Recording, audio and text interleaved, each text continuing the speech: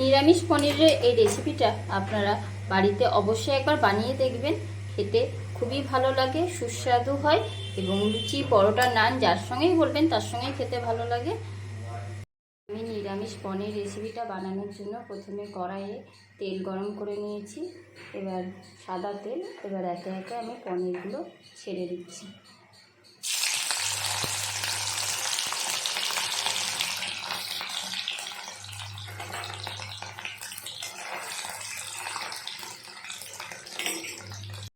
পনিরের রেসিপিটা বানানোর জন্য আমার পনিরগুলো দেখুন লাল লাল করে ভাজা হয়ে গেছে। বেশি লাল করিনি, হালকা ভেজে নিয়েছি। এবার পনিরগুলো আমি কড়াই থেকে তুলে নেব।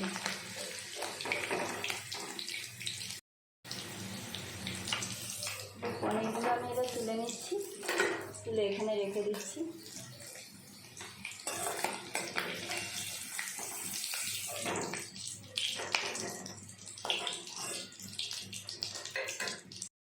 ওই সাদা তেলের মধ্যেই আমি পনির ভেজে তুলে নিয়েছি, তার মধ্যেই আমি গোটা গরম মশলা ফোড়নে দিয়ে দিচ্ছি। একটু ভাজা ভাজা হয়ে গেলে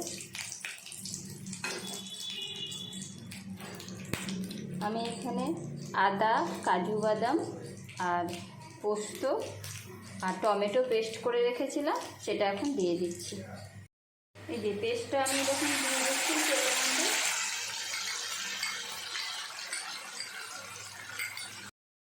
পেস্টটা দিয়ে দেওয়ার পর আমি গ্যাসের ফ্লেমটা লো রেখে আমি এখন এটাকে একটু ভালো করে কুক করে নেব, যাতে সব কিছুই কাঁচা আছে। কাজু বাদাম, পোস্ত, টমেটো সব কিছু কাঁচা থাকার জন্য গন্ধ বেরোবে, তার জন্য এটা আমি ভালো করে কুক করে নেব।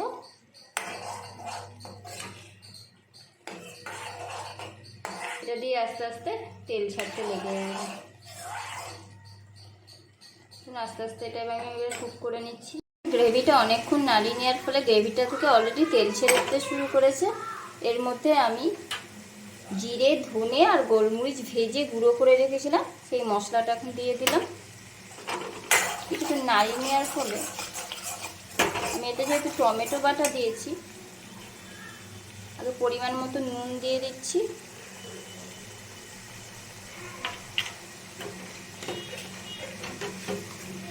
আর দিয়ে দিচ্ছি চিনি, 1 চামচ মতো চিনি, কারণ যেহেতু এটা টমেটো বাটা অনেকটা পরিমাণ মতো দিয়েছি, তার জন্য আমি চিনিটা দিচ্ছি, যাতে স্বাদের ইয়েটা ভালোভাবে হয়, স্বাদের ব্যালেন্সটা রাখতে পারে। এরপর আমি একটু জল দিয়ে দিচ্ছি এর মধ্যে। নাড়িয়ে নেওয়ার পর গ্রেভিটার নুন চিনি ভালোভাবে মিশিয়ে নিয়ে আমি এর মধ্যে একটু জল দিয়ে দিচ্ছি। পনিরের রেসিপিটাতে দেওয়ার জন্য আমি কিছু টমেটো আর ক্যাপসিকাম কেটে নিয়েছিলাম, এটা আপনাদেরকে দেখানো হয়নি। এবার এটা আমি এখন পনিরের ওই গ্রেভিটার মধ্যে দিয়ে দেব। আমি এই যে ক্যাপসিকাম কেটে রেখেছিলাম ওগুলো দিয়ে দিলাম, টমেটোটা দিয়ে দিলাম, আর কিছু পরিমাণ জল দিয়ে দিলাম ক্যাপসিকাম আর টমেটোটা সিদ্ধ হওয়ার জন্য।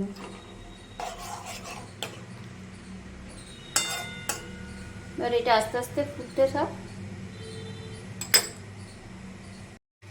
দেখুন টমেটোর পনিরটা অনেকটাই সিদ্ধ হয়ে গেছে এবং জলটা অনেকটা কমে এসছে, গ্রেভিটা অনেকটা গাঢ় গাঢ় হয়ে গেছে। এরপর আমি দিয়ে দিচ্ছি এই ভেজে রাখা পনিরগুলো।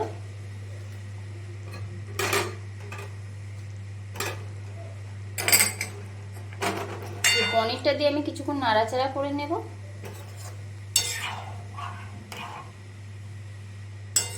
আমি পারফেক্টলি নুন চিনি দিয়ে দিয়েছিলাম, এর জন্য কোনো নুন দিতে হবে না। আমি এবার এটা একটু পনিরটা একটু ভালোভাবে সেদ্ধ করে নেব, তারপরে অন্যান্য জিনিসগুলো দেব। দেওয়ার পর আমি 1 থেকে 1.5 মিনিট ফুটিয়ে নিয়েছি এই পনির রেসিপিটা। এই রেসিপিটা দেখবেন লুচি, পরোটা এবং নানের সঙ্গে খেতে খুব ভালো লাগে এবং অন্যান্য কিছুর সঙ্গেও ভালো লাগে। হাতে যেদিন কম সময় থাকবে সেই দিন এই রেসিপিটা বানিয়ে নিলে লুচি, পরোটা, নানের সঙ্গে খাওয়া যায়। এবার এই পনির রেসিপিটা হয়ে গেছে। এরপর কিছু মশলা দিয়ে দেবো। দিয়ে দিচ্ছি গুঁড়ো গরম মশলা আর দিয়ে দিচ্ছি কাসুরি মেথি। কাসুরি মেথি নিলাম, দিয়ে দিলাম, মিশিয়ে নিয়ে এবার এটা আমি ঢেকে রেখে দেব। এই রেসিপিটা আপনাদের কেমন লাগলো অবশ্যই ভালো লাগবে। ভালো লাগলে আমাকে একটা লাইক কমেন্ট করে জানিয়ে দেবেন কেমন লেগেছে। অবশ্যই আমার চ্যানেলটা ফলো করে দেবেন।